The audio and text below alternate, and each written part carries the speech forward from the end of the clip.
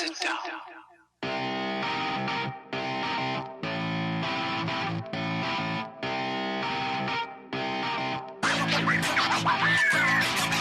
What is going on, dads, and welcome to episode 40 of the Dads After Dark Show, recorded on Sunday, April 4th, 2001. Happy Easter, John.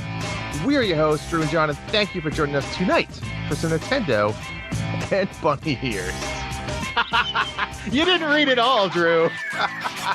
Well, you know, I got that, as you would say, that East Coast read as you taught type thing.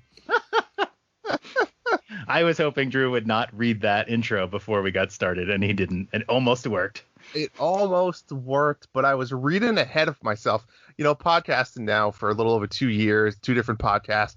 You find yourself being able to talk and read like ahead at the same time. Mm-hmm. You find yourself that sometimes, so it's really creepy and weird, but it works in a lot of situations like this. So that it worked. So John, how was your Easter? Did you have a lovely Easter? It was okay. Yeah, we went to my in-laws and saw my Burlo and his wife and the new baby, who's getting close to 1 year old now. Wow.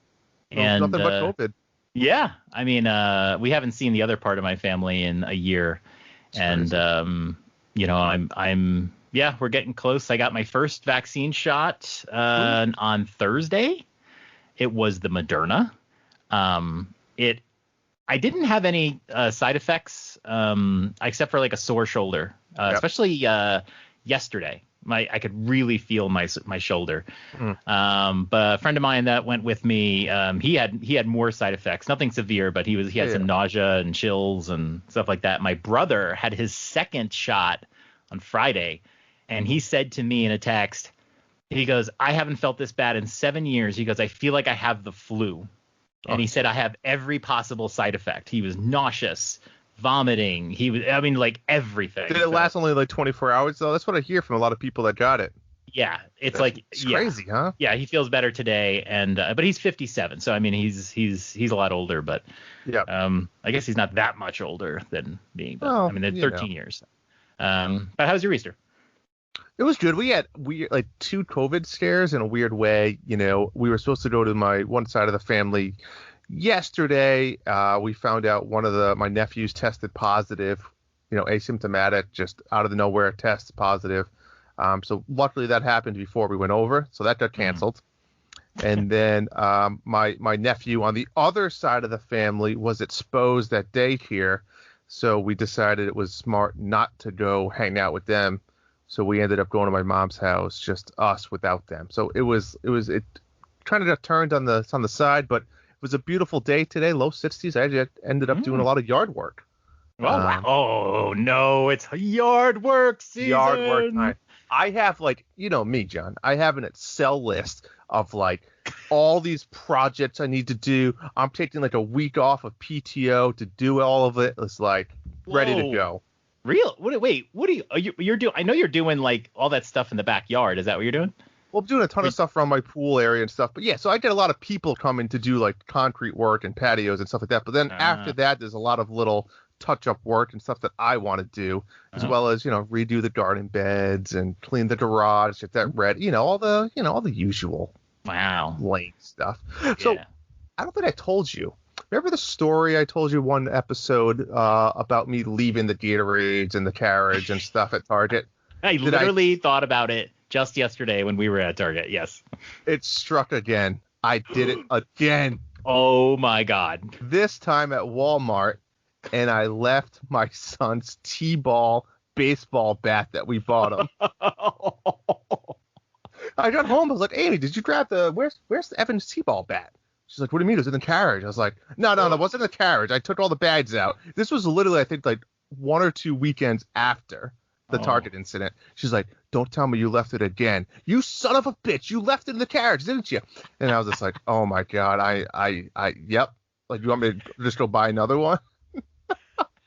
You didn't try to go back to Walmart, did you? Or did you? No, after that. It was, okay. I mean, luckily a T-ball bat at Walmart's like $12. I mean, it's still $12, but if it was like a $50 item, I probably would have went back. So, all right, I watch a lot of murder shows, and I'm having this like thought, like, let's just say, for example, you went back to that Walmart, you just look to see if maybe the wiffle ball bat's there. Probably not. Just take a look. Not there. So you just go into the Walmart and just buy the same wiffle ball set again. This was right? Hold on. This was like an aluminum T-ball bat. Oh, an aluminum bat? Okay, even better. So let's say you've now bought 2 and you're on camera somewhere buying. Yep. And let's just say a murder happens and you're a possible suspect and they watch this video of you buying 2 aluminum bat wiffle ball sets. Like within like 3 hours from each other. Yeah. No, I mean, no jury is going to vote to acquit you. I mean, they're going to be like, no, like they're like, who goes and buys 2 wiffle ball sets? I should already see the lawyer. Sir, my client is, he's forgetful. He just forgets everything. He's senile. He has issues. They'll call me as a witness. Yeah. Oh, John, you have been his podcast partner for over a year. I can confirm he leaves shit in his cart. Oh, boy. Actually, this show right now will be evidence that will save your ass. Maybe this is a nice stunt. You're going to try to get me for murder then just so our podcast can get on like, Judge Judy. Yes. I'll save you. All right. What else is going? We got to talk about Mayhem. We do. Mayhem has been a blast. We've gotten so many people. We have a lot of positive feedback. I mean, originally we were going to be posting these things on a Monday, and we were hoping to wrap them up by Sunday of the following weekend. And now we're posting them by Sunday, and today's Easter. People wanted the pitch. They wanted to play today. Like these guys are pumped. They're ready to go. They're excited. Mm-hmm. Yeah. I had to tell people like not today. I've been really excited. First of all, we've had all our matchups played. The best matchup was Drew versus Jesse. Yes. In Jesse. ice hockey. And so I'll go just real quick in the background here. What I do is I take the list of names. So basically I construct a bracket. So I construct all the matchups and I have little blank marks for all the names. And once I have them all set, and there's 16 spots I have to fill because there's 16 people in the tournament, I randomize the list of names and then I just go bloop, bloop, bloop, bloop, bloop right into the empty brackets. And Jesse got basically it was like play the Dads After Dark host in ice hockey. And I was like, oh, I feel so bad for Jesse because it's like he is not a sports game player and he was playing you in your best. So that was a pretty good one. Oh, that was fairly competitive, but I think good. It was fun. Might have been a little light with him, I guess. Maybe a little bit, and we had some fun. But no, he held his own though. I'm gonna say he came out hot. Maybe it was me trying to adjust. Like I scored quickly. He literally scored. It went like back and forth for a few goals, and then I got a big lead. And then I just started passing it around a little bit, trying to do some fun like blue line snipes. But no, he did. He held his own especially for somebody that hasn't played that game in so long. Right. It was fun. It was Nice. It was a good time. And then you had the opportunity to play somebody, right?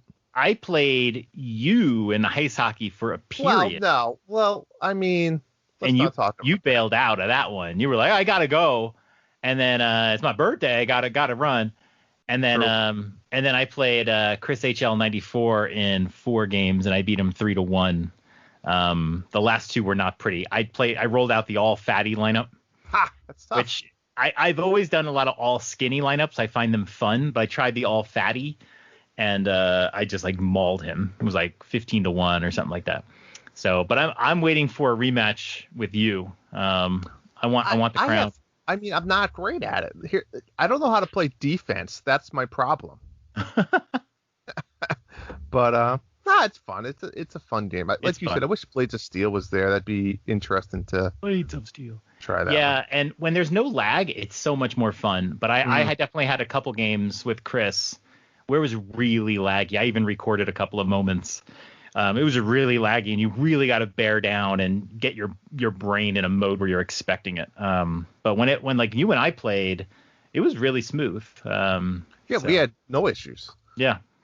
And it's really fun when it's like that. And a couple of games I played with Chris were a lot smoother too. You just can't really predict it. But yeah, we finished a couple rounds. round 3 was announced today, and one of the randomized matchups is Neoprime 33 and Laffer. I hope they stream that.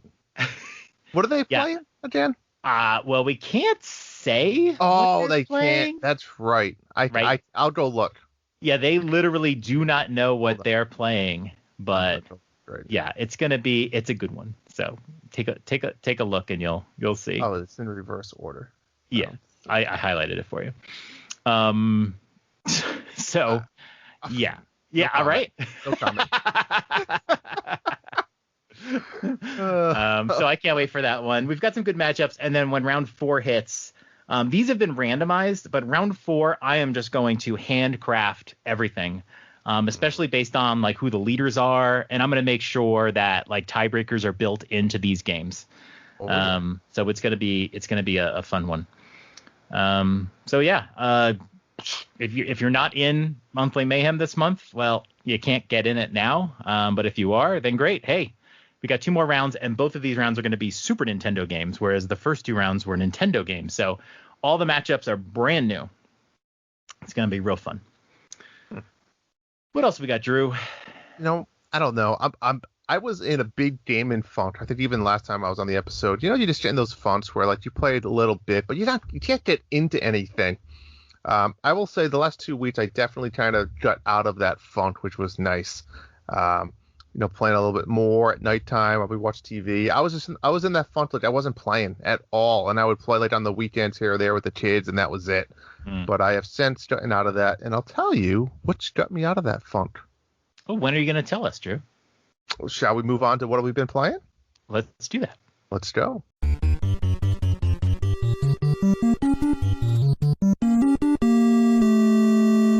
All right, Drew, you've got me curious. What have you been playing? Well, I was browsing the eShop for some new and Nets big game, and it's neither of those, but it was my Nets game, I guess you could say. It's called Mana Spark. It was on sale for $2, John, and I said to myself, shit, even if this game is terrible, it's like I dropped my cup of coffee in the, pulling out a Dunkin' Donuts, so it's not a big deal. East Coast reference. East Coast. But I fell in love with this game. It is a roguelike type game. And I can't believe I couldn't sell you on this. And I'm going to sell you on this now. You unlock a few classes, right? I think it's not really a spoiler alert. You get like a warrior with a shield and sword. You get like a huntsman with like a bow and arrow.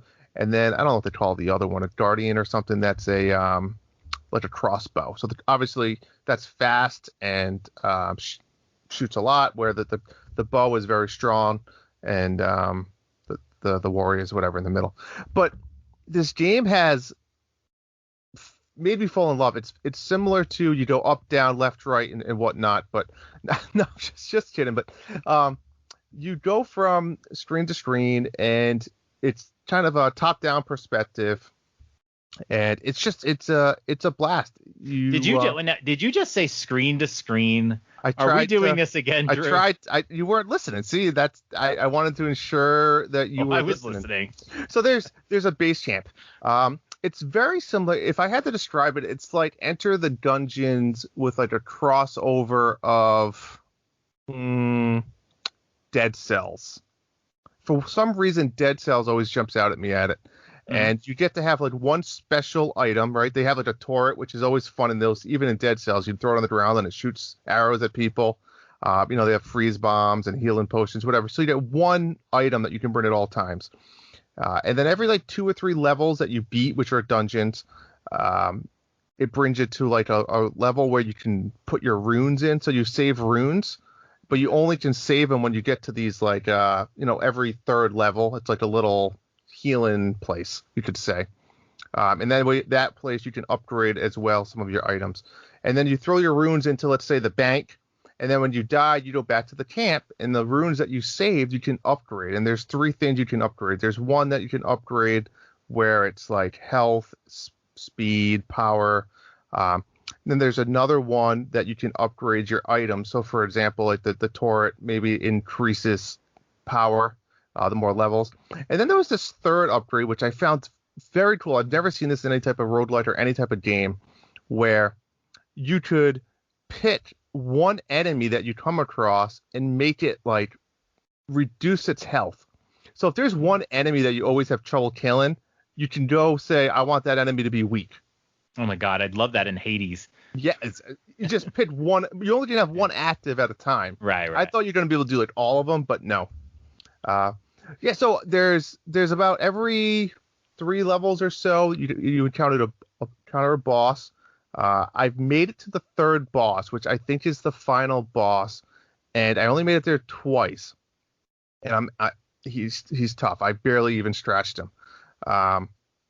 But you know when you get to these roguelites where you've made it to the end, and now it's like you try to rush there. Yeah. And it's like you get into this habit, and then now that you're dying, it's in the 2nd level, and you're like, what am I doing? Like, why am I being foolish? I'm trying to be too fast rather than just slow and take it easy.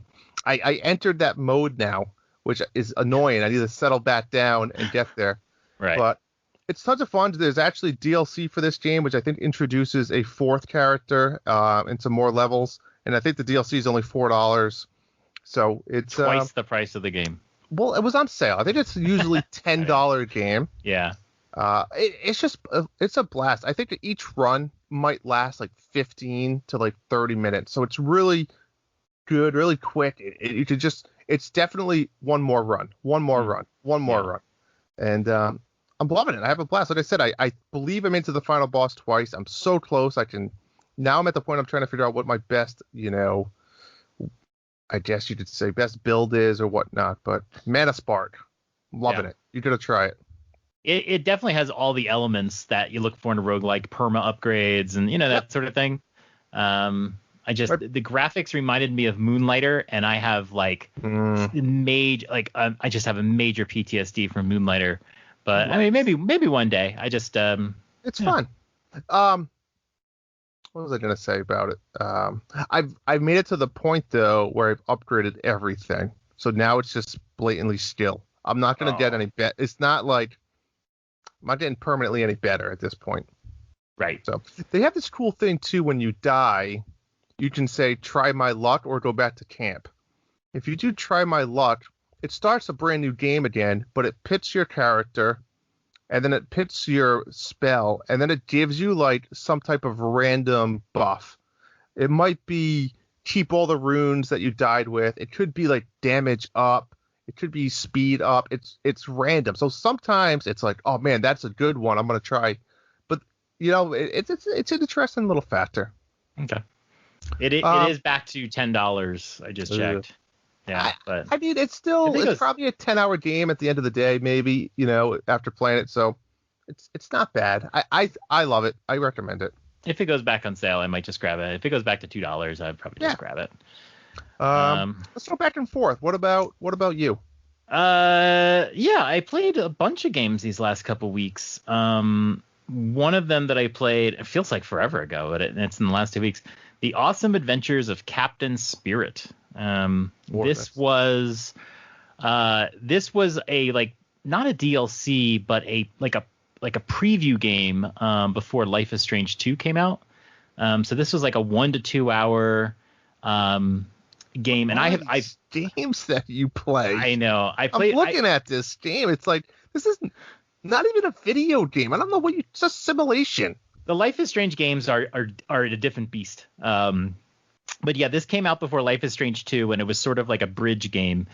And I didn't play it because I wasn't into Life is Strange at the time. But we actually did play through Life is Strange 2, and I am actually currently doing a second run through of Life is Strange 2. But it was kind of cool because they kind of recommend playing this one first. And I said, no, I don't have access to it. And then I played through it, and it actually ties into the second game, and there's literally a scene in this game that is the same scene in Life is Strange 2, but you're playing it from the other character's perspective. So it was very cool, and I actually kind of like that I played it second. I really appreciated seeing the main characters from Life is Strange 2 and this one. So I played that one, and then, like I said, I am playing through Life is Strange 2 again, making some different decisions. But what I wanted to talk about was Monster Hunter Rise. Oh boy, you're one of those. You got locked in. Yeah. So I I have tried Monster Hunter games in the past. I think I own almost all of them for Nintendo. And the last one I played, I think I played about 10 to 15 hours was, God, I can't remember the name of it. It's like Monster Hunter Ultimate. It was the one on Wii U. I played that one as well. Yeah. Find me the name of that one. I will. And so I played that one for about 10 hours or so, but like I think I mentioned this before. My wife likes to watch the games and she wasn't into it, and so I stopped playing. Mm-hmm. And I can't say I was like really loving it, but I had gotten into the game. I was doing some quests and just getting on this roll of do a quest, accomplish it, or whatever. And so I pre-ordered this game because it came with the amiibo, and I've been playing it. And I this past week for the Betwixt, I gave sort of a, after having played it for what, 2.5 days, I gave a little beginner's tips from a beginner. It was well. It was well. It was, by the way, Monster Hunter Ultimate 3. It was okay. Monster Hunter 3 Ultimate. It was. Yeah. You're right. And then, I mean, yeah, it had its value to it, but yeah. So so now I'm a week further from the last episode, and I've gotten fairly far into the game. I actually almost quit it on Saturday morning, but I have enjoyed my time with the game. So right now, if you're playing the game, I have finished all of the village quests through 5 stars, and I have purposefully avoided the urgent quest that would bring you to 6. The way it works, Drew, is you do a bunch of quests for like star level 1, and then when you do a certain number of them, you don't have to do all of them. Mm-hmm. They'll do like an urgent quest, and there's some like storyline quest you have to do. Somebody's attacking the town, you got to take care of it. And then when you win that quest, it unlocks the level 2s. Okay, that's cool. And so right now I have the quest that will unlock me to the level 6s, which is the last level for the village quest. But I just that decided, village or multiple villages? There's only one village. Okay. But I wanted to just finish all of them up to level 5, so I have. And I finished all of the quests on the hub quests. So the hub quests are more difficult, and they're designed for multiplayer. You can play them by yourself, but they're kind of designed for multiplayer. You can't do multiplayer with the village quests. Village quests are solo. They're on you. So I've done all the quests for the hub quests, and I'm having fun. There are times when I get just downright addicted to it.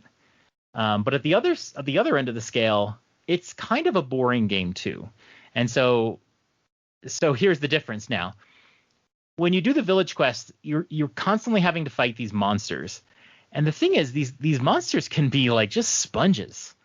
You just sit there and hammer on it. The thing that's really interesting about Monster Hunter is that you can break parts off of a monster. You can really see them degrade in front of you. If you bash a monster a lot on the face, you'll see their face gets all fucked up. And, you know, if you go to their tail and you're constantly smashing at their tail, you can cut their tail clear off. And then they're fighting you and their tail is just like, you know, cut off. And then, you know, when you beat a monster, you grab their parts. You can grab parts from the tail, all sorts of things. And it's addictive because you go in, you do a fight, even if it's a fight you've done before, and you just get more parts for that monster. And you can use those parts to forge new armor or upgrade your weapon or what have you. Yeah, and I'm sure there's certain sets of armor that you need certain parts for that monster, exactly. Right? So if you want that, you go farm. Yeah, I mean, I like. See, that's the type of stuff I'm intrigued. Monster Hunter in general, I love the idea of it. I just I can't get past, like you said, the repetitiveness of like, I don't know how this one is, like the 45-minute fight of that monster. Yeah. And I agree, this is a game that's more fun when you have friends or a community like we do on Discord, which is great. However, my play style, that fits my lifestyle right now with 2 young kids, I need to pause it, right? And you can't pause it, and I don't play a lot, you know, after the kids go to bed, because that's kind of like me and my wife time. You know, we watch a show or something before bed. Right. That's my problem I have with Monster Hunter, but it sounds like it's a great game. It's something you have a good time. And the village quest you just do on your own, no big deal. It's nice. You can just do whatever you want. But the hub quest, I've really gotten into the hub quest lately, because I was falling behind with them. And there is a way Like I think there's like 10 or so quests you have to do for the 2 stars. And what I was doing, this is really interesting. I wish I would have mentioned this last week, but I didn't know. You can go and find the network works great for this game. You can go and find a lobby, and you can go in some stranger's lobby. And honestly, I've had more success with that. It's been harder to like get real friends or people in the Discord to like play at once. I've played a couple times with Third Strongest Mole, but it's only been us two. It's easier just go find a lobby with 3 people in it and just become a 4th. And now you have 4 people fighting a monster. But there's another way you can do it, and I really love this. When you go into a lobby, you can post a quest, which basically means I want to do this particular quest. And people in that lobby will go, oh, okay, let's play it. Or they can decide, no, I'm going to do this quest. And then people just decide what they want to do. What you can do is instead of looking for lobbies, you can say, I want to do this quest. Is anybody looking for people to do this quest? Mm-hmm. And it puts you right in their game. So, like you almost search. Yeah, you don't have to search for lobbies. You can search for people doing that quest. And what's really nice is if you want to complete all the 2 stars, you can just do that one at a time. You just join someone doing this quest, join someone doing this quest, and go through the list. Tick, tick, tick. So is that kind of like when you play solo and you're doing a quest by yourself, let's say, would you just have online open at that point, you're saying? No. Is that what you mean? Okay, well, if you're doing solo, if you're doing the village quests, you have to do them solo. If you're doing the hub quest solo, that's fine. I mean, you can just say, I'm going to post this quest, but I'm going to start it. But somebody can join you at any time while you're in that quest because they're looking for that one. And there's a checklist. When you finish a quest, it's a checklist. And when you finish all of them for the stars, you get a check by the stars. Gotcha. So that's what I'm trying to do is like do all of them. And I love that because I sat down, it was like a couple days ago for like an hour and a half and just boom, boom, boom, boom, boom, finished all of I didn't have to do anything extra. And the best part is they will sometimes like you can join a quest and you get in there and like 20 seconds later, the quest ends because they beat the monster. And you just run over to where they are and you get some monster parts and you get a check mark and you're like, cool, I did nothing. Now, I thought I heard or read somewhere as well that what Monster Hunter does well is that if you have a party online playing and somebody drops off, the difficulty changes. Is that true? It's supposed to. It's supposed to. Does it? They do a really good job of because you're never really in somebody's server per se. You're kind of linked to it. But like when I think I mentioned this last week. I can't remember. Third Strongest Mole and I were fighting a monster and I was observing different behavior. The monster was standing still and he's like, no, it's moving. And then we disconnected. And instead of the game just dropping, which is what you'd expect, he continued his fight solo and I continued my fight solo. 2 different fights. It just basically split and that was it. So I played that game Dauntless. That was a free-to-play online game. It's almost Monster Hunter, right? Right. But that game did not happen, right? So we'd have to be battling with 4 or 5 guys, and like 2 guys would drop, and then we would. There's no way you're beating this monster with 2 or 3 guys, right. And you would just fail. And it was the monster would have had 25% health left. You would have been fighting it for 35 minutes, so it was like it sucked. Yeah. Overall, I've really enjoyed it. I've gotten to a point now where the monsters are just getting spongier.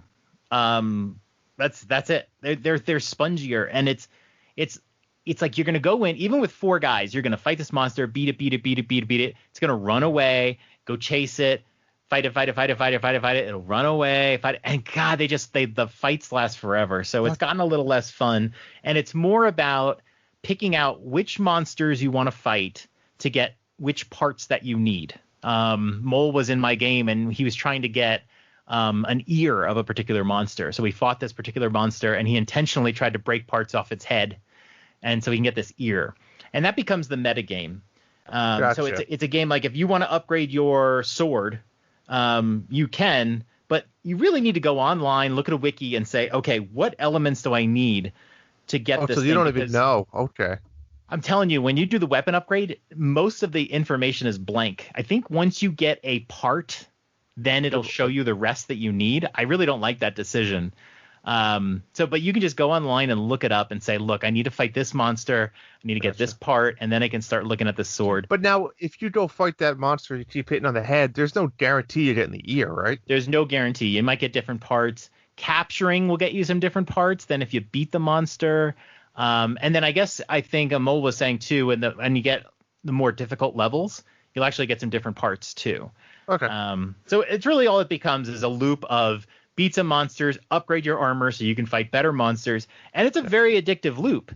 But yeah, like the core gameplay is fighting these spongy monsters, same strategies kind of over and over again, unless you're like really in tune with the game.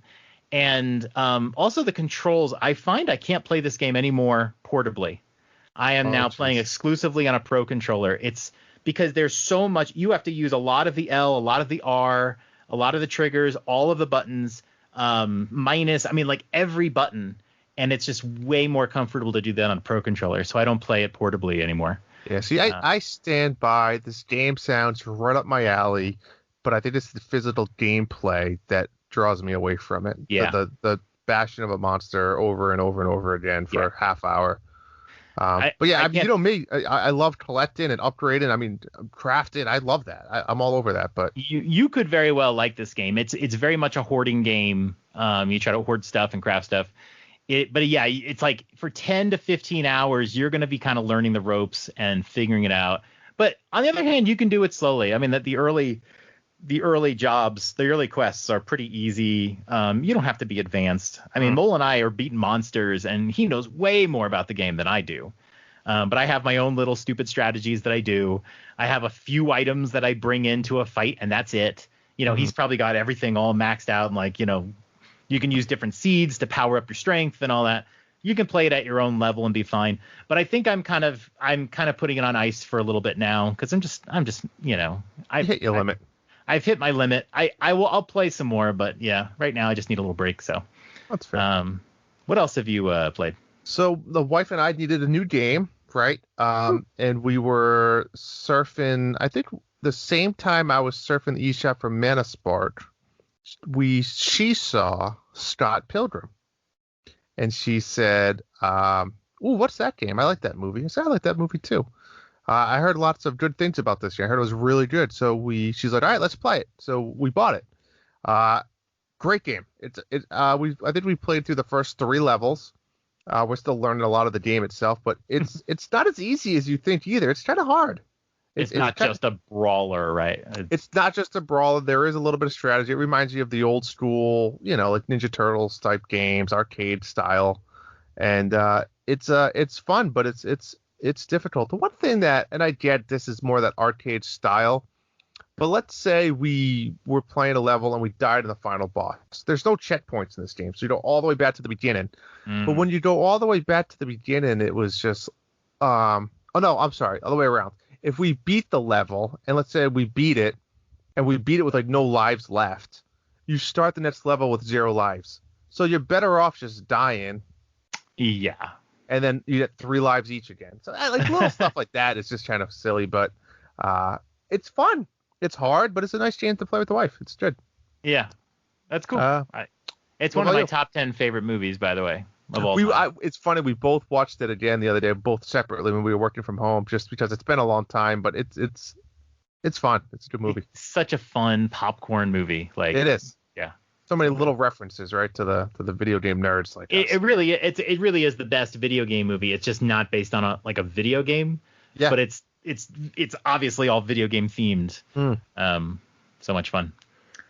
You got any more? I've got a couple I can go through real quick. I played a game called Cathedral on Switch. This was kind of an 8-bit looking, should say like the term 12-bit, like whatever between 8 and 16-bit, because it looks better than an 8-bit game. But it ends up, I didn't know what it was, but it just got major Shovel Knight vibes. It's just a retro-y looking game. The trailer really sold me on it. I was all excited for it. Right up your alley. I bought it on launch day, but it took me about a month to get to it. I didn't even know what kind of game it was, but I knew I wanted to play it. It is a Metroidvania style. It is very much 8-bitty. great music. It's one of those games. It feels like a vintage old game, but it has some niceties to it. It has little save points and that sort of thing. And initially, I was really liking it. They start you in this cathedral. There's some loose, weird storyline going on that I can't really make sense of. And you are making your way out of this cathedral. You hit a couple points you can't get past, and then you get a power up, and then you can get past them. Blah blah blah. You get out of the cathedral, and then there's like a village you're in. And it's like, okay, cool. You've gotten out of the tutorial, and you made it to the village, and there's like these little side quests that will show up and whatever. And you're like, this is cool. And that's when the game just goes really downhill. This little hub village is way too big. And the perspective is the same as Shovel Knight. It's side scrolling. It's just like Shovel Knight. You go through a village, like Adventure of Link, and you talk to people and whatever. This village was like huge, all these floors. And then I'm like, where's the library? I can't figure out where the library is. And the map won't tell you where the library was. And then where's that person I talked to? I need to talk to them again. I can't find them. And then there's like these side quests. Okay, you can go to these different areas now. Okay, fine, cool. All this game is just getting stuck over and over again. You go down a hallway because you want to go through a door. And right before you get to that door, there's some area you can't cross. Okay, I need something to get me through. Then you go back and then you find another route. Oh, I'm stuck again. You're just stuck. Oh, so many times. And getting back, it just takes too long. Navigating through. It's the same problem I had with Hollow Knight sometimes. Just like navigating takes too long. I kept getting stuck. I kept losing track of where things were. The map shows you doorways and like areas you've traversed and not traversed, right? They'll light it up if you've been there. But the doorway, the color contrast is so small, and it's one of those things where it says here's a doorway, but there's something blocking it. And it's like, I need to know that there's something blocking it because there's so many dead ends in this game. When you play a Metroidvania and there's a couple places you can't go, and you forget and you go that route and you're like, oh, I can't go through here. It's kind of memorable because when you look at the map, you can kind of like remember, oh, I remember what's there. This is just a very blocky map, and there's like a freaking 100 dead ends. And you're just like, oh my God, I forgot this was a dead end. This is a dead end. This isn't. Where do I go? I was so stuck just a couple hours in. And I just decided, and I was kind of like playing this while I was playing Monster Hunter, and I just decided I am having no fun with this game. Sounds promising, just they failed. They overthought the game design. There's like a list of the areas in the game, and if you haven't been to an area, it just shows a bunch of question marks.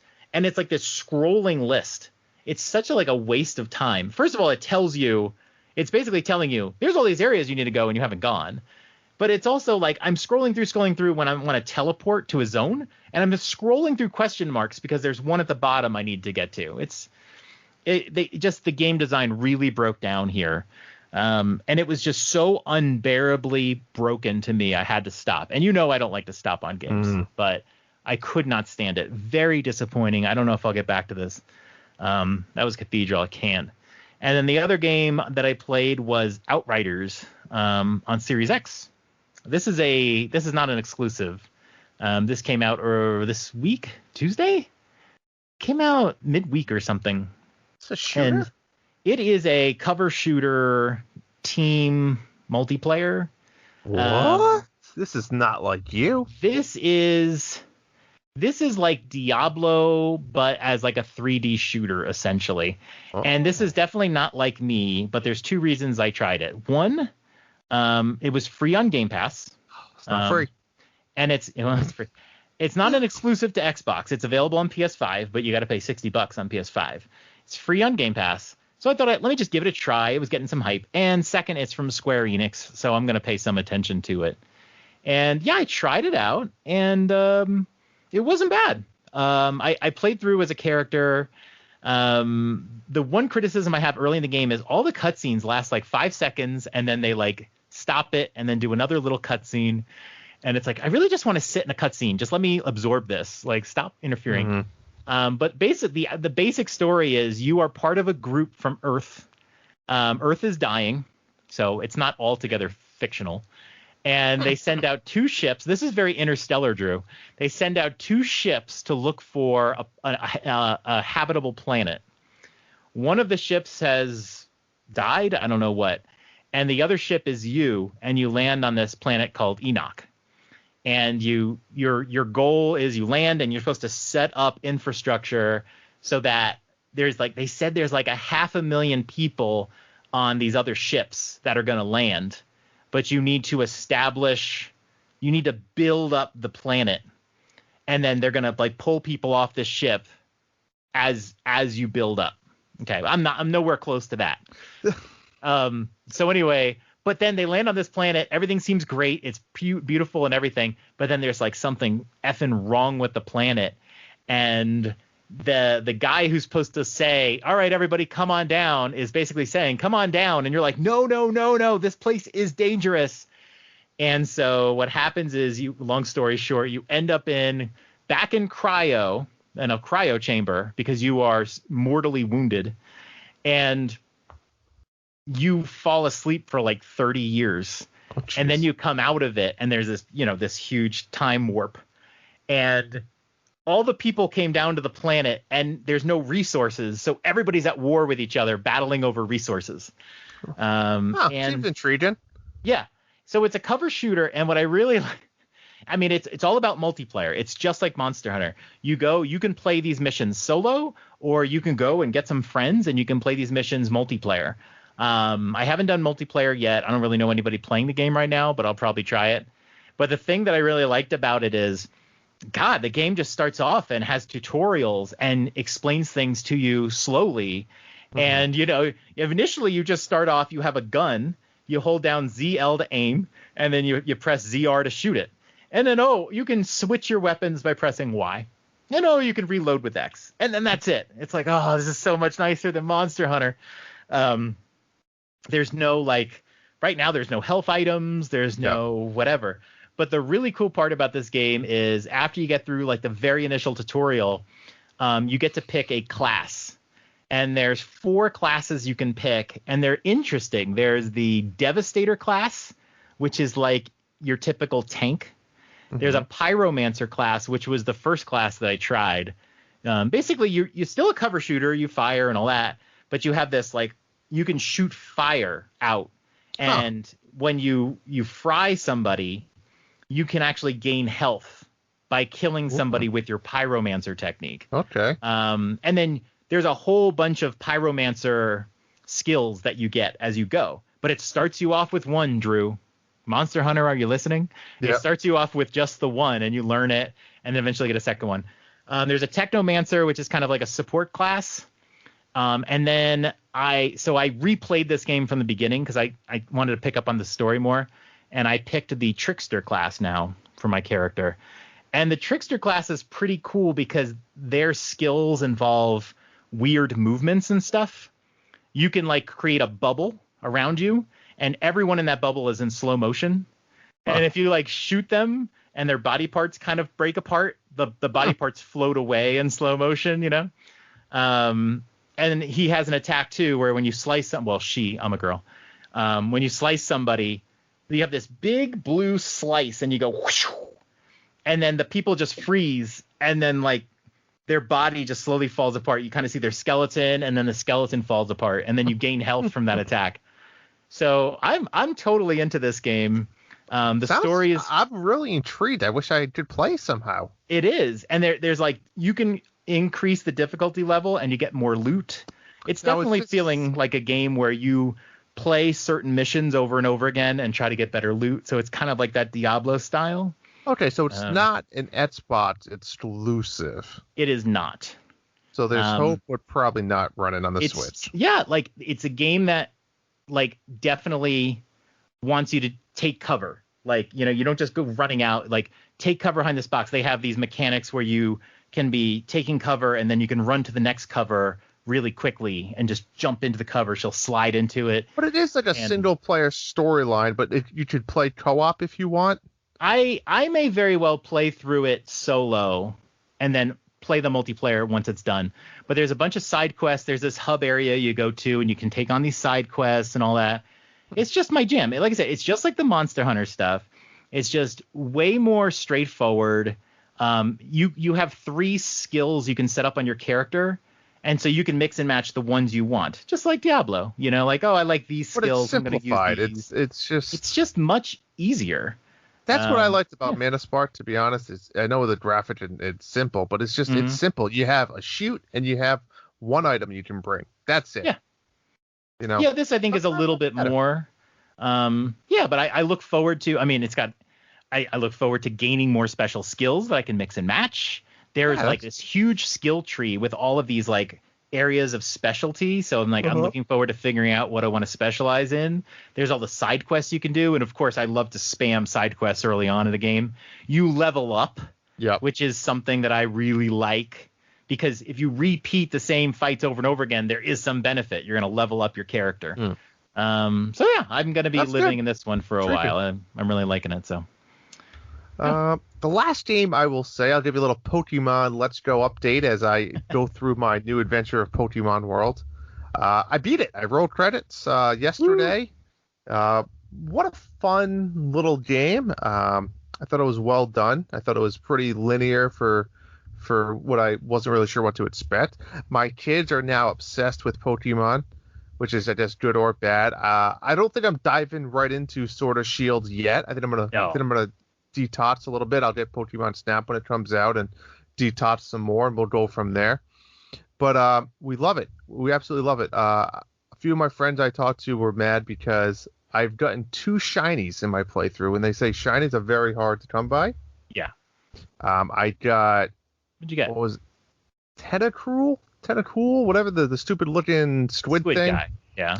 And then I got today. So he was like, he's purple with green eyes. And then I got Chenzi, the big pink thing with the egg. So she's yellow instead of pink. Oh man. So it's cool. It's exciting, and it's so funny because like my kids are so into it now. I found the Chenzi, whatever the hell the name is in the Mewtwo cave. We were going there, we're just trying to leveling up, exploring a little bit. And all of a sudden, my daughter starts flipping out. A shiny, Dad, a shiny. like 6-year-old, they know exactly what it is. And she's gotten, believe it or not, this is a perfect game for her age, because it really helps her with like moving the joystick a little bit and using the buttons and the motion control. I think this is like the first game. I can go make dinner in the kitchen and let her play. Yeah. And then she'll just call me if like, oh, Dad, look, or like she can play, or I'm talking to a person, I don't understand some of the words. Like, what are they saying? But yeah, it's been an absolute blast. So cool. It's been so fun playing with my kids. This was like the first game ever I never played 1 hour without my kids. Right. So, we played 35 hours so far, maybe 40 hours. Every one of them have been with my kids. Sad days have been like a fun thing because tax season for my wife. So sad days have been like daddy time, and like the 3 of us, we played Pokemon. Like, we played probably, don't tell the wife, but like probably 5 or 6 hours this Saturday. And that's when we beat it. We're like, we got 1 gym leader left. And it's funny because our main character, we wanted to be a girl. So my daughter named her Zoe. And, you have you have the other character that you have to name as well. That, your friend. Oh, your rival. Oh, yeah. Yeah. Yep. So my son said, well, I want to name him Evan. So, for his name. So it's funny that, I guess spoiler alert, whatever. You fight them at the very end. Yeah. Right. And so it was Zoe versus Evan, right, which they thought was funny. But overall, I loved it. I thought it was a great game. I think it was a great introductory game to Pokemon for me, and I'm sure I'll be playing more of them in the future. I'll probably pick up Sword or Shield eventually, but I don't think I need it right now. That might be something you get it for like $42-$45 someday. Maybe that's if it's on sale a little bit. Never gonna get super cheap. No, but 40, in the 40s. Yeah. Let's Go is a great introductory one, and the thing I love about Let's Go is that the Pokemon run on the overworld, so you can actually see the shinies, and you can decide when you see a Pokemon and go, I want that, and you go run into them. But that's not always the way the game was. But it has since changed. Like Sword and Shield has that too, where they are in the overworld now.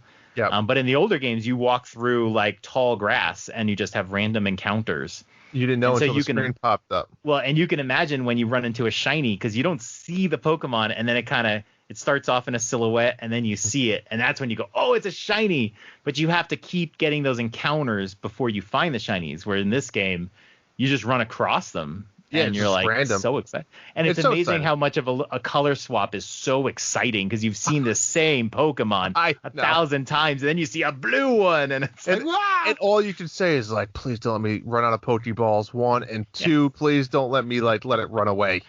Right, exactly. That's awesome.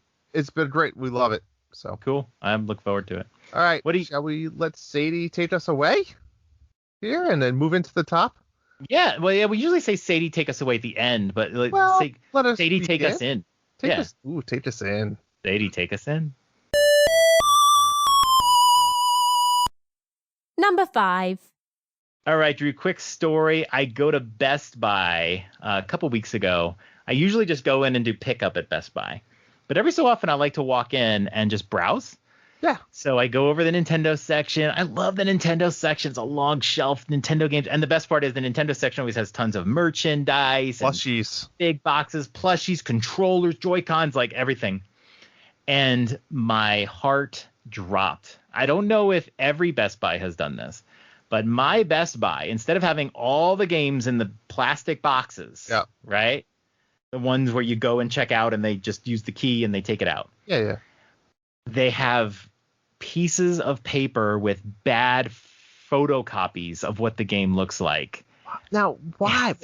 Did you talk to anybody here? You had to ask. Oh, I did. What's well, the rationale? Someone stealing them? I assume it's either theft or I don't know. I don't know, but it is so much harder to browse the games because seeing all the games and the color and everything, like I can tune into what I'm looking for, especially if I'm looking for something. But the printouts, like my eyes the printouts are dull. And I'm just looking around and it's so uninteresting. It's wow. Oh my God. It just made one of those fun experiences going to Best Buy every few months and looking at their selection. There's always some limited run game that's now available at Best Buy you didn't know about or some sale. I just looked and I was like, no. And I just kind of walked out. I was so sad. And so what I wanted to ask was, as a kid or even as an adult, are there any games that you liked to do your game shopping at? Are you a GameStop guy, a Best Buy guy? And what makes you go into those stores and browse around?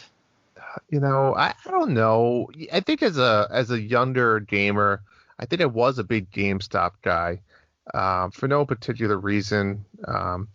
But I'd say lately, in the last 5 to 10 years, more of a Amazon or Best Buy pre-order and either pick up or get it shipped to the house. But again, I've been doing a lot of digital games now on the Switch. But digital kind of puts a crimp in it. Yeah, I feel browsing the eShop is fun though. It is fun. Look for the deals, and I do feel like GameStop used to have some solid other merchandise. Whether you bought it or not, it was fun to look at. I feel like now it's a lot of kind of just shit, leftover garbage that nobody wants.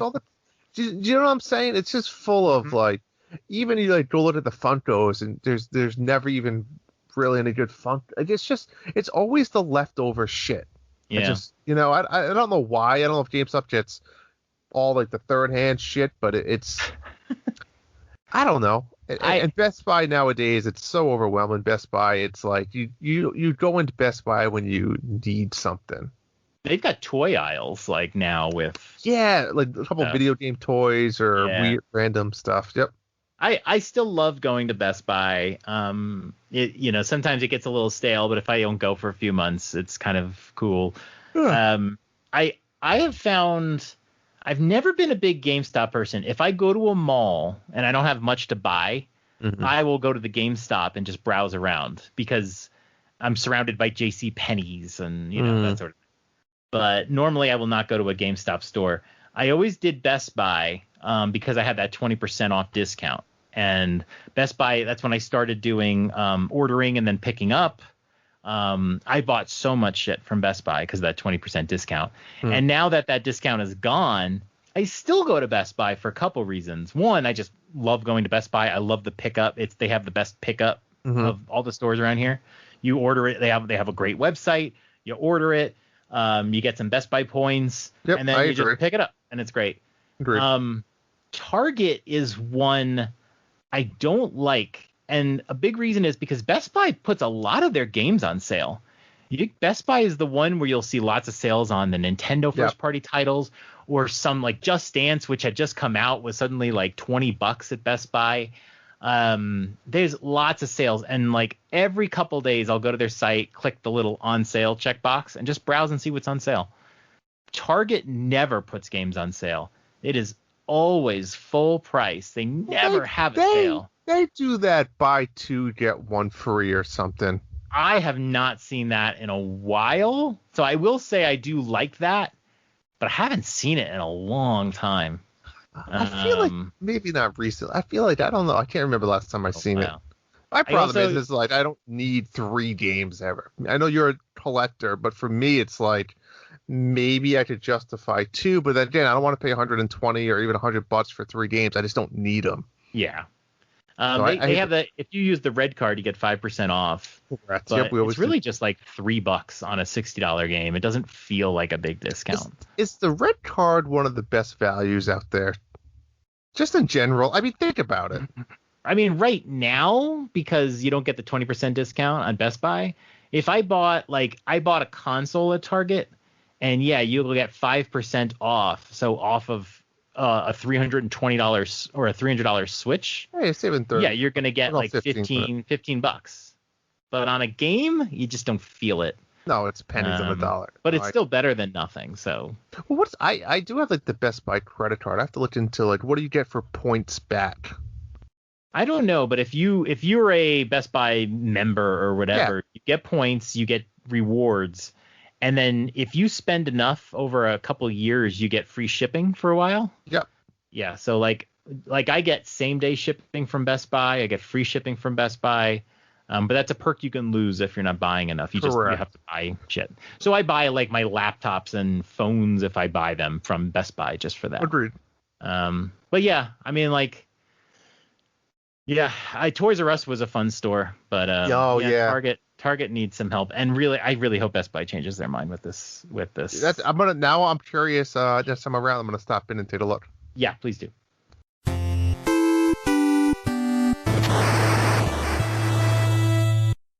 Number 4. All right, John. I have a fun question for you, myself, our listeners, and maybe we can post this on Twitter when we're done. But if you could cross over 2 game series, what would it be? And let me just make it like a super simple. Let's just say if you crossed over Mario and Zelda, right? I mean, that's the kind of 2 terrible ones you'd want to cross over, but you get the point. 2 game series that you would want to cross over to play, a game that you'd be interested in. So this was an easy one. I think Splatoon is a great candidate for crossover for multiple reasons. We've only had 2 Splatoons, and they're both like mainline paint shooters, right? So there's a lot more I'd like to see done with Splatoon. Okay. And the game I'd like to see it crossed over with is XCOM. And I think think Mario Rabbids. Yes. Imagine it with Splatoon and paint flying everywhere, and the paint, created maybe some buffs or something like that. Okay. It just would be colorful and fun looking, and I think there's so much you can do with that paint besides being a scoring system or swimming through it. I think there's, like I said, you can do some buffs. You can have, different paint colors for different characters. You can decide I have 5 characters and they're all going to have the red attack buff or whatever. I think that would be cool and colorful. So yeah, I was kind of thinking Splatoon with XCOM or Fire Emblem. That would be kind of what I want to see. I like that. That's a great idea, actually. Yeah. I had a really good one the other day and I kind of lost it, but I'm going to go with something along the lines of definitely Punch-Out, because we don't see enough Punch-Out in the world. And I want to turn Punch-Out into what I've always wanted to do, some type of story RPG element. So we're going to go like Punch-Out and Paper Mario. And it's going to be a Punch-Out in the world of like Paper Mario format and type RPG-ish. Right? Interesting. Yeah. I think sports games go great with like story modes. They really do. Like, we've talked about this in the past, but what about all the old even Mario sports, like the Mario Baseball from GameCube, where you move it around the map and you're going to each stadium, right? And then you have to play like the minor league and you build it up to play against the main character of each. Like, I agree. Story mode in any sports game is one, like a great tutorial introduction as well as unlockables, and it's just it's. I agree. I'm looking forward to that in Mario Golf big time. Yeah, hopefully, yeah, because they had the story mode in Mario Tennis Aces, and it was okay. It was but okay. Like, it was. yeah, I see. The thing is, I think sports works great with a story mode because you can, like you're saying, if you were Little Mac running around or whatever, Yeah. you can fight all different kinds of boxers, but also fight different versions of them, little mini versions of them, or versions where you can't get punched, or you can just you can play with all of these weird rules. Yeah. And then the best way to do that is a story mode, right? You could fight on the street. I mean, you could make it fun. You could fight in the jungle. You could do anything. And then as well, you're doing training, right? So you go to the train and you punch in the punching bag, and you're doing the speedball or whatever, right? And you're leveling up your stats. Speedball is a drug. I think you meant speed bag. Well, it depends. Maybe you're doing a little bit of both there in the alley. I think so. I didn't know. And they bought Level 5. Nintendo bought Level 5 games, and I think they're the ones that did the Punch Out for the Wii, which was so good. Oh my god, so good. That would be a nice. I think we gave Nintendo some good ideas here. Yeah, I agree. Build it, Nintendo. Number 3. Here is a listener question from a Twitter follower, a good friend here, Leo J. Allen Jr. from the Voluntary Input Podcast. So give those guys a listen if you have not yet, or give them a look up. So he asked the question of, in response to my switch from PS5 to Xbox X as a next generation, what is it? Xbox S whatever. I don't even know. You read ahead here, Drew. I don't care. So say this was in response to my tweet about I had tweeted that when these two consoles launched, the two next gen consoles launched, that I said the PS5 was the winner. Specifically, I said because they had Demon Souls remake and they had Miles Morales, even though it's not really, it's on the PS4 as well. And I just said, like, the PS5 came out and like this was the winner. It had the new controller. It had some interesting games for it, and I thought it was the winner. And the Series X was coming out with not much different. It was just a better box and literally had nothing of interest on launch. And he replied. That's fair. I now see what you said. You set me up for failure here. But essentially what his reply was, this touches on something that I've been asking many for months now. Are exclusives what makes platforms great or the best? Also, have you ever invested in a platform simply because of one or more exclusive, right? So essentially, exclusives. Is it what makes the platform great? And have you ever personally, John, invested in one because of it? Now, this is an interesting question, Drew. He asked me this, and I was interested in, I was like, who is this guy? And I saw the podcast, but I also saw he's a bit of a Stadia guy. Big into Stadia, and I found that interesting because Stadia technically does have some exclusives, but there's no big name exclusives. And I know one of their exclusives is a Super Bomberman Online game. So I'm it's a Bomberman fan, but I don't know if I'd like right, but it's more of like a game mode exclusive, an enhanced version, if you will. So I will say that absolutely yes. Console exclusives sell the console. Nintendo sells Nintendo systems because of the exclusives, the fact that you can only play Zelda there and Mario there, and tons of different games there. I mean, I think Nintendo is the best first-party developer. And I think PlayStation kicked the living shit out of Xbox One X in the last generation because they just had so many better exclusives. They had The Last of Us. They had Horizon Zero Dawn, God of War. They just had way better exclusives than Xbox they've been buying a lot of studios, and maybe by number they may have more exclusives. But if you sat and named the big game exclusives from the last gen, I mean, I'm going to say, Fall Guys, and like I'm just going to name so many more PlayStation games. than kind of edgier Xbox. So absolutely for me, exclusives are big. Now, it could be that some system has some individual superiority over the other. I was completely infatuated with the Wii with their motion controls when that came out. And I think that's where I'm going to go with this, where exclusives may play a role, but I think it's a lot bigger than that, where it's timing, right? I think for the last launch of the PS and Xbox, I think it was unique where it was almost day and day, almost, right? Where it was at the same time. But I also think it's about what your funding availability is, what's shiny, what's new. A lot of people went with the Stadia because it was this cheap, unique option, right? Where they got a lot of opportunities in games. Right now we have these streaming things, right? We have Game Pass, which you say your games are free, which I still question every day because you're still paying for them. But it goes with things along that line, right? Where people might not really care about the exclusive titles, but they want to join Game Pass. They want Game Pass because it's $15, $20 a month, and they can play as many games as they want. Maybe it's a quantity thing over quality, right? So I think those are the types of things people are going to levitate towards the Switch because they want to play handheld.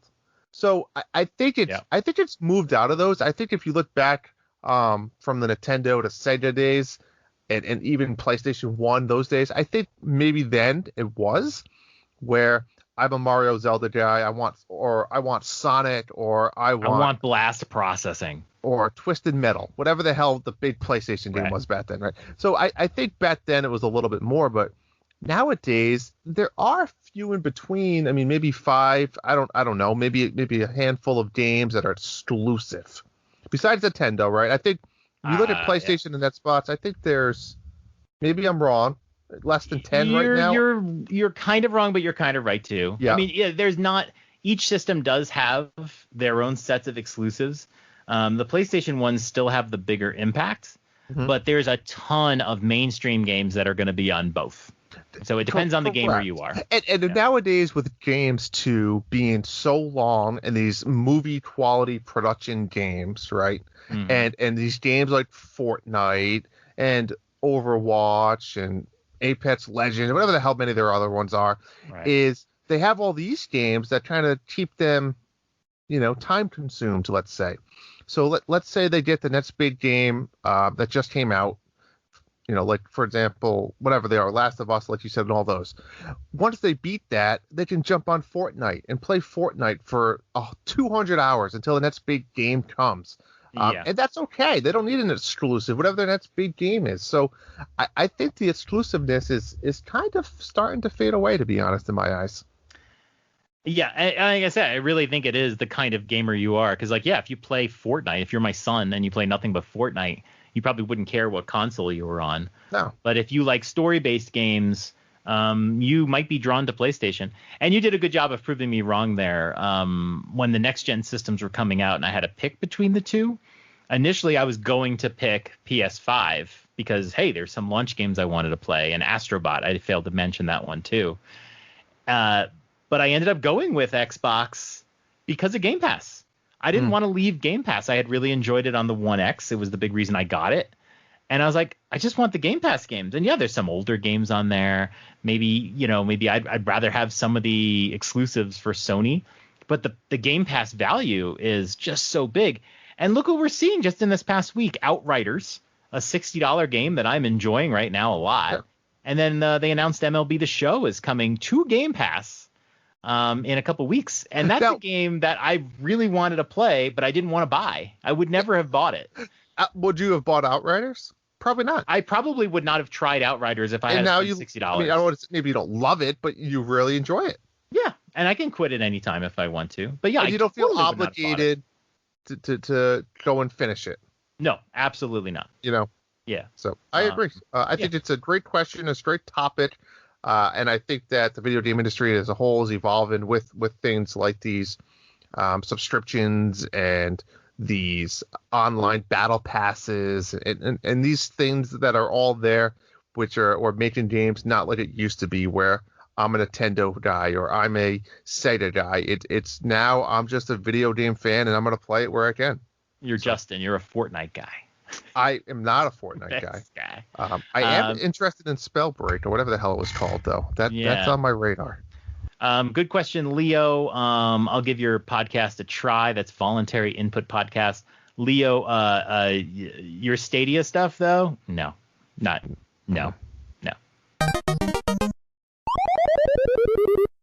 Number 2. Speaking of MLB The Show, funny thing happened this week. Here's the story on it. MLB The Show is a Major League Baseball licensed baseball game. I believe it's been a Sony exclusive for about a dozen years, and this has pissed me off since the Wii U days.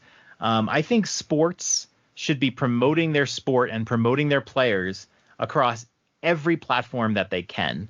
And the fact that this is a PlayStation exclusive is so stupid because it's not promoting your sport. People on Xbox, people on Nintendo systems can't play MLB The Show.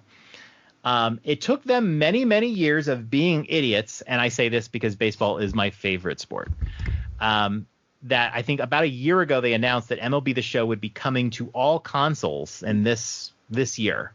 And even the Switch is going to get MLB The Show. And Xbox is going to get MLB The Show. So that was pretty cool. And then we saw what the cover was going to look like. And oh my God, it says Sony PlayStation on it. So if you have an Xbox, you're buying an Xbox game that says Xbox on the top. And then it says Sony PlayStation on the bottom. That was weird enough. But a couple of days ago, Xbox and Phil Spencer personally announced that MLB The Show was coming to Game Pass on day 1, which I think is April 20th. Day 1, which means you can play it for free if you have Game Pass, which is crazy because Xbox is basically saying, hey, you can play this Sony game on our console, and instead of spending $60 for it, you can just play it for free. So they're going to get a lot of people who would have bought this game to not only like play this game on Game Pass, but maybe even sign up for Game Pass. Because if you were going to pay $60 for this game, why not just get Game Pass for 6 months and then play everything else for free? Game Pass still blows my mind. I don't understand it. I don't get it either. But between Outriders and MLB The Show, that's $120 of value. That's a year of Game Pass. So basically, I don't get it. I've got a year of free gaming, and I'll just be enjoying those 2 games, and then like a couple dozen other games I'm gonna play. But like unbelievable. I don't know how the contract works for it. Obviously, I would know that Sony has to say they have to give the approval, right? You can't just take a game and say we're making it available for free. But man, like what were those conversations like at Sony?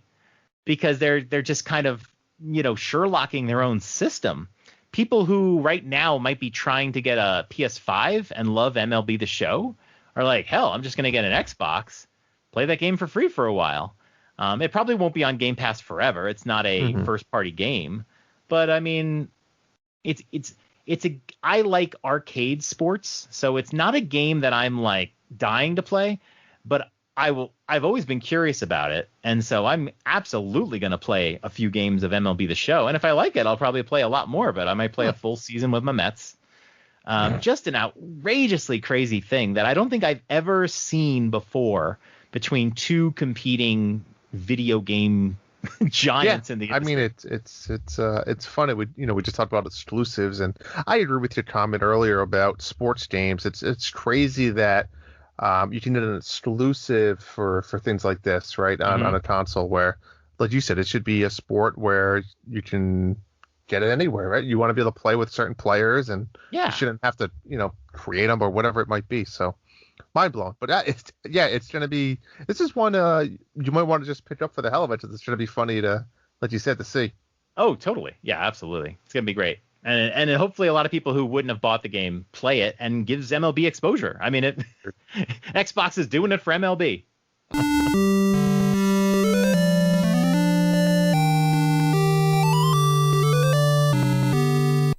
And number 1. All right, Drew. I have an interesting topic here. I ran across this on Twitter, and I'm going to read this whole tweet out. I'll read it fast, but this is fascinating. This was a Twitter user loading it up here, and this is a Dan Fornace or Fornace on Twitter, DANFORNACE, and he essentially just posted a screenshot from Reddit. And what he says here is, this thread on the Switch subreddit has made me realize the days of a game being extremely popular and not being optimized and pushed to its limits are over. And frankly, it's the internet's fault. And this is what he posted. Like I said, this is just from Reddit. It's a quick story. Let me read it to you. This is it basically says, unpopular opinion. I miss when Smash Brothers was viewed as a party game rather than a fighting game. And here's what he says. This is a pseudo rant, and I have no idea if this is viewed as an unpopular opinion or not, so please forgive me. I really miss the days when Smash Brothers was viewed as a party game and not a fighting game. Maybe this is me being an old man yelling at the clouds, but being able to have anyone jump in and being able to play was a lot of fun. Nowadays, trying to get a local group together in Ultimate is very difficult, as there's always that one friend that can annihilate you because they view the game as a fighting game, where they obsess with frames, recoveries, metas, and tiers, and they're always bro-only battlefield stages, no items. Come on, this is the only way I can play. I'm on the other side of the fence. I love playing with items and having the stage effects on. That's what makes the game fun. The thrill of everyone running towards a Pokeball or any other item to use to change the tides of the battle is so much fun. And now a majority of people want to play without items, and God forbid you play a stage with effects on. And call me crazy, but I like Final Smashes. The skill gap in online play is also crazy. Feels like no matter how many videos I watch or how much practice I do to get good, it's never enough, as I'll get my ass handed to me in a matter of seconds in online play.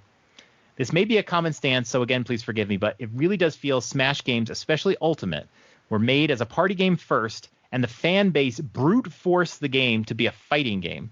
I've brought this point and opinion up to friends and individuals who very closely follow the Smash community, and they always ridiculed me, saying that the game has evolved and that I suck at the game. And of course, you're just upset because you can't get good. My favorite is, well, those options are still there, so play how you want to play and let us play how we want to play. Well, the only problem is no one wants to play with items and non-battlefield stages. I've only started following the Smash community lately, so I'm playing a little bit of catch-up, but I am really starting to feel like Smash just isn't the game for me anymore, which is sad as I grew up on those games. Drew. And basically, I think everybody can take something different from what he's saying. Agreed. And he's basically saying, I like to play Smash for fun. I don't like to play it competitively. And I agree with him. Like, I know some people that we've done Switch parties, and they can just annihilate you. They have researched the game. They have studied the move set of multiple characters. They know the weaknesses of people. And you go to play, and you're having a fun time, and the son of a bitch just keeps beating the hell out of everybody. If I remember correctly, this story seems very familiar. About a month ago, John, when you kicked all of our asses, you didn't let anybody win. That was with no. That was with Mithra and Pyra, and I think I won like 3 matches, and then I literally quit because I didn't want to become that guy. You were that guy for 3 matches. Yeah. No, I agree. I mean, that was the first time I picked up the game in a year, and you can't even button mash anymore, right? You really can't. And I think to his point, he brings up a lot of valid points. I mean, back in the day, anybody could come over, and you just simple, A punches, B hits, whatever the fighting game is, and just button mash, and you have maybe you have like a 30 or 40% chance of winning, right? If someone else is a little bit better. But nowadays, if you come in and button smash and smash, even with items on, you probably have a 5% chance of winning. If you fight the right person, yeah. And I agree, it's not fun, and I think that's why I stopped playing Smash. I played through the story mode. We played a few online nights, and I'm like, it's too complicated. It really is, with like the forward down and the forward up, A, B, whatever. It's blocking and jumping onto the edges, and I just want to pick a little match. I want to pick characters I like, and you're like, well, they're not good because they're weak at this stage and that stage. Yeah. I'm like, who gives a shit? Like, I like playing with this person. Well, there's always somebody that will say, "Oh, Little Mac is trash. He can't take the aerials."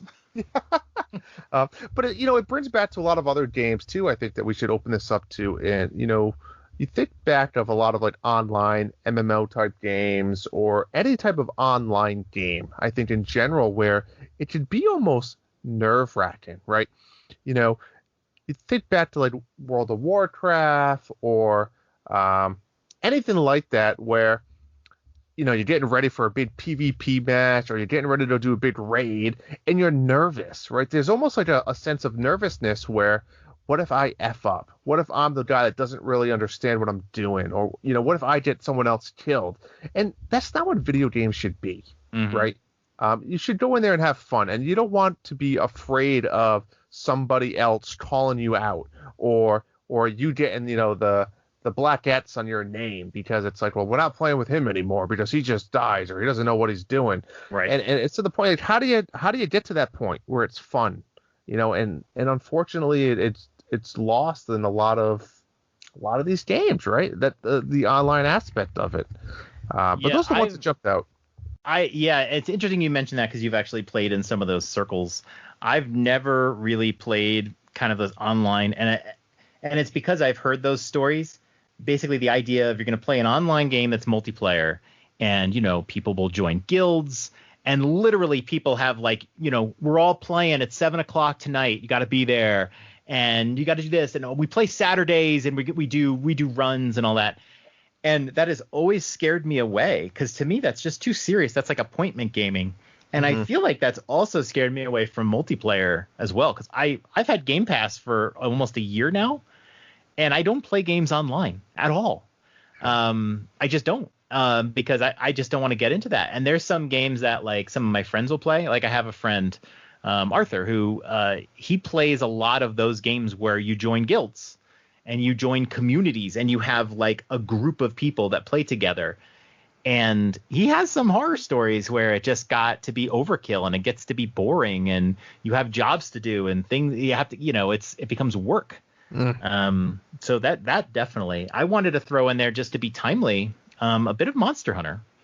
I think you can, like I said, you can play online with people of different skill levels and be okay. But yeah, just like conversing with Mole, hey Mole, but like conversing with Mole is really interesting because we'll go into a fight and I'm like, I got my sword and I'm going to smash this thing, and he's all like, well, I was going to bring my gun, but I decided to bring my horn because this guy is weak to this. And it's like, it's interesting and I'm learning from him. But at the same time, I'm like, wow, like you need to be kind of well read to kind of know these strategies. Because when you're fighting this monster, there's not a lot of intuitivity from it. When you attack a monster, you'll see little numbers for damage, and he's saying that those weren't always there. So how do you know which weapon is, more capable? You really have to read a lot, and that's intimidating. And I think you just nailed it there. Where what's the balance between excitement and almost like too much, right? How many times in back in the day where a new game was coming out and you used to buy the strategy guide, and I remember I would go on my lunch break and I'd pick up the game and I'd pick up the strategy guide. And then I would go back to work and I would maybe bring the strategy guide in and you're flipping through and you're reading like, I'm so excited when I get home tonight. I'm gonna pick this guy. I'm gonna do this guy. But you convert that back into what you're saying, and it sounds like you and Mole have more of a fun playthrough. But at which point is it too much, right? Like, which point is it? I'm reading this strategy guide, I'm excited, and it's fun to the point where I'm reading the strategy guide because I want to be in there and I want to be the top. I want to be the best. I want to make sure I don't mess up when I'm playing online, and I'm doing it night and day, and I'm reading strategies and I'm doing that. So I think that there's a happy medium where you said it becomes a job, right? And you brought up another good point where, oh yeah, if you're not there Saturday night at 7 p.m., you're getting kicked out of the guild. Because we need a healer and you're the healer.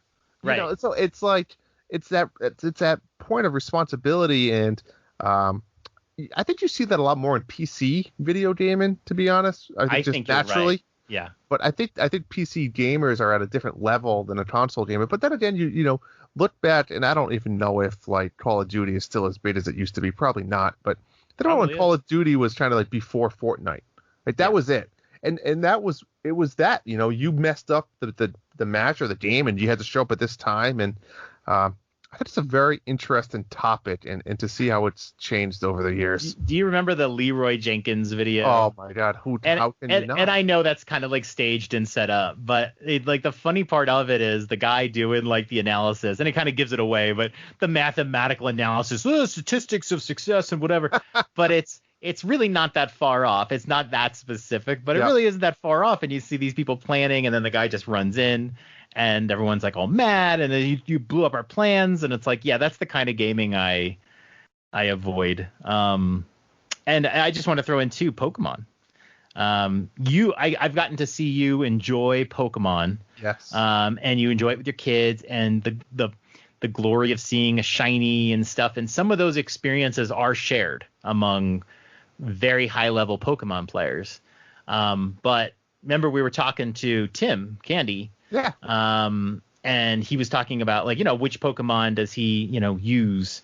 And I think he was talking about the card game, obviously. But when you do Pokemon battling tournaments, that gets really serious, and you start having to get like some serious analysis about what kind of types you're going to have.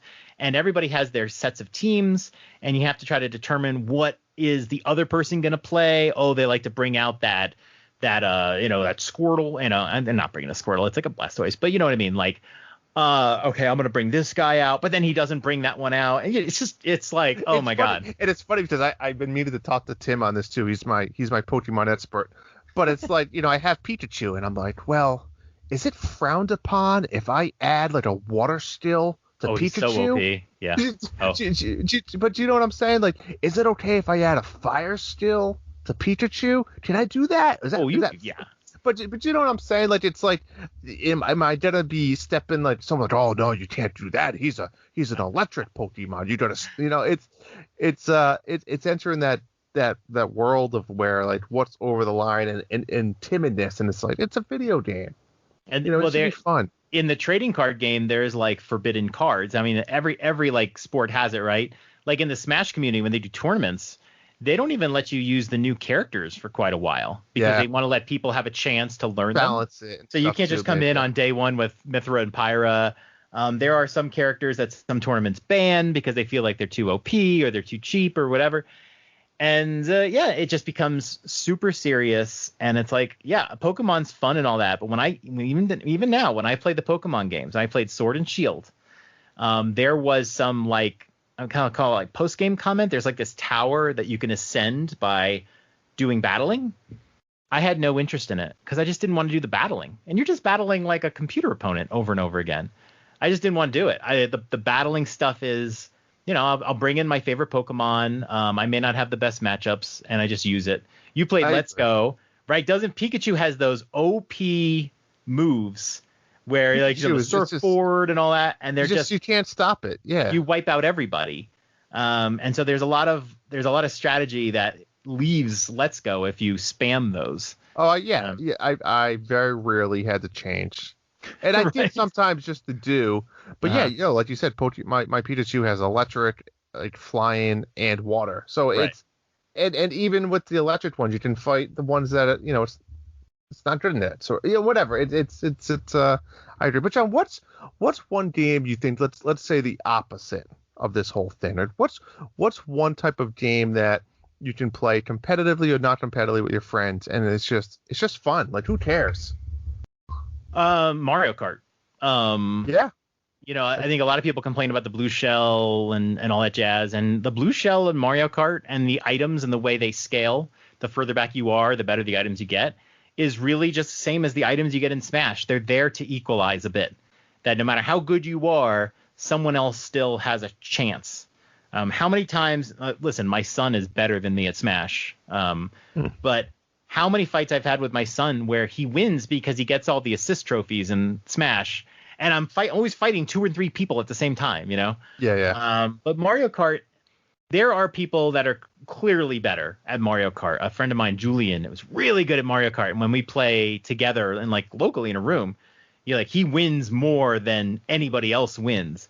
But in any given race, that may not matter. You just hit the right number of items and you're done. And so Mario Kart never feels like Smash does, because we have another guy who is just really good at Smash. And there's usually 2 or 3 people really good at Smash. And, I can't really have Michelle play in a Smash game. She just uses Kirby. She likes to float around, and, so it's one of those things where Mario Kart is always fun. I can always go online and play Mario Kart and hope to win. And I'm pretty good at Mario Kart, but I'm not the best. But you can still win. So I think Mario Kart does a really good job with that. I think you nailed it there. I think that is the perfect one. And like you said, the scaling of the items makes it fun for anyone. I mean, my 6-year-old could win.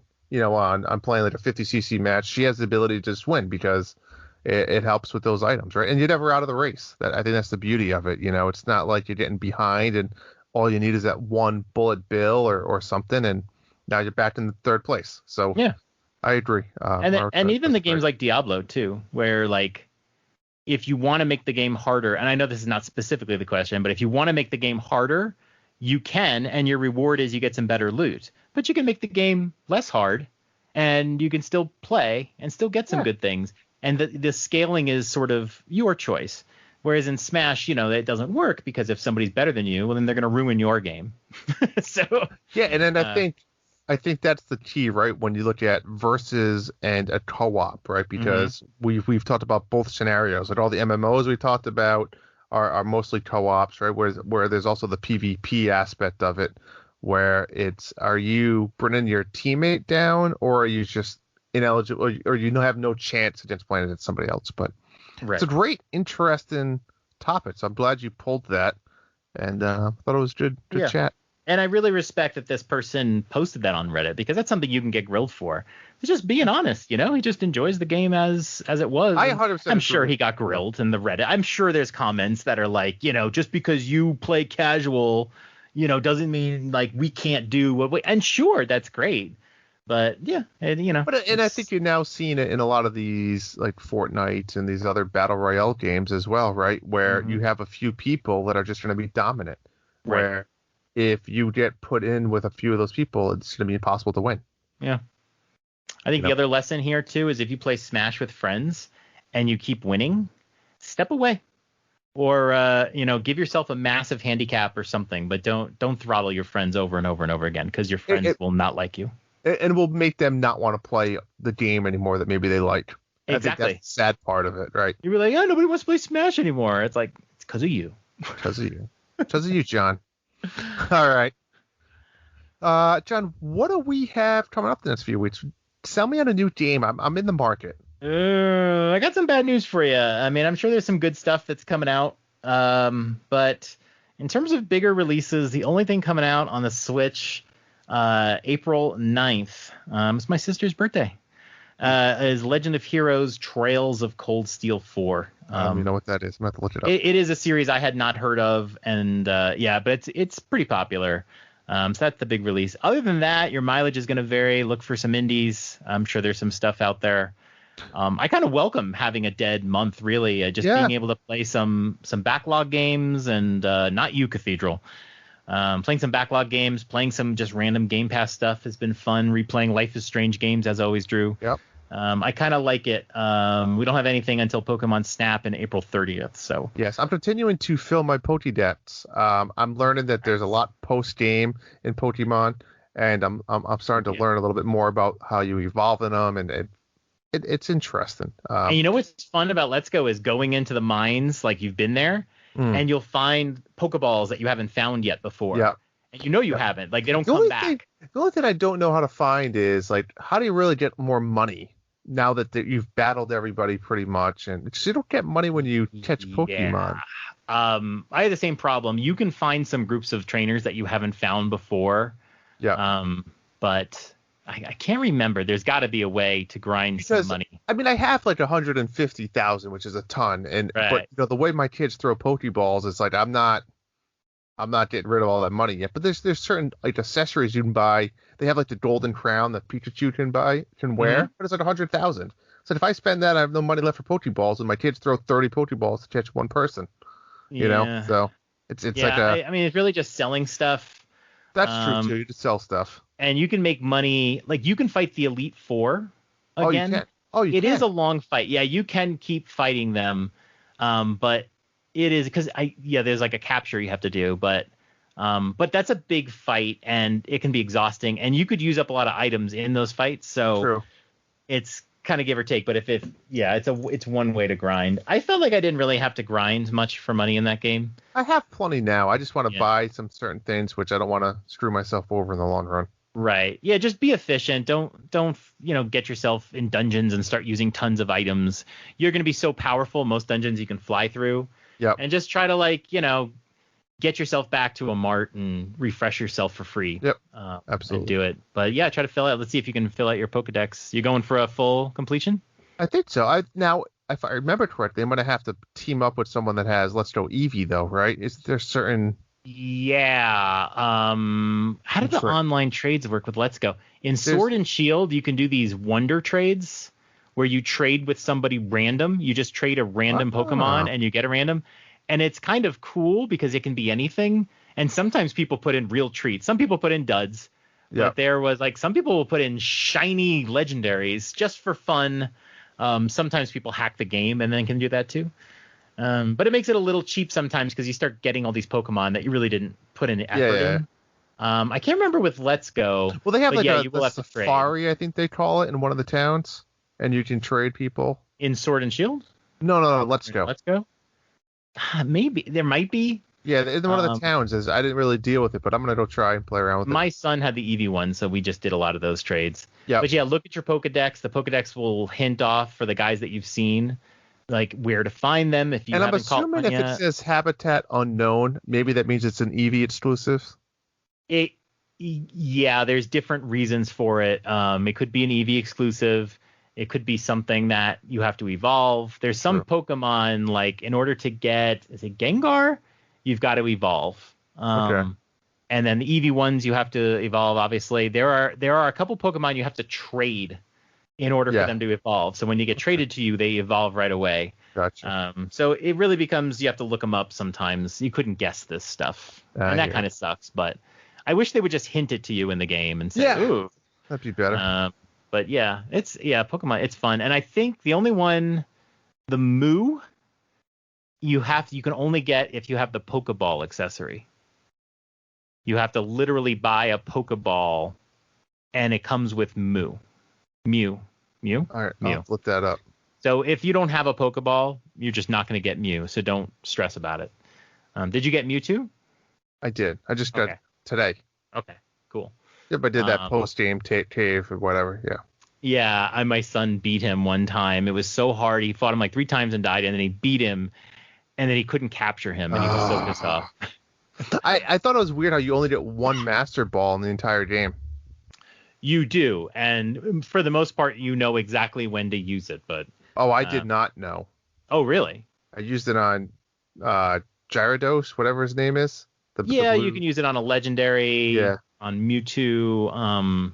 Sure. I mean, you have some options, but usually you use it on the legendary that you catch for the game. Maybe I'm wrong, but that's kind of what I use it for. Yep.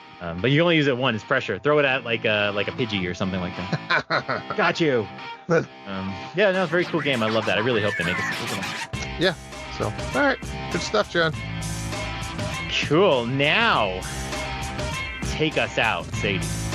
The Dads After Dark show is a part of the Nintendo Dads family of podcasts. You can subscribe to us anywhere podcasts are available, including iTunes, Google Play, Spotify, and Stitcher. Be sure to join us on the Nintendo Dads Discord in the Dads After Dark show channel for some naughty After Dark talk. Follow us on Twitter @NDadsAfterDark. Ask us a question, and we may answer it on the show. That's all for tonight. Good night, Dads. Sweet dreams.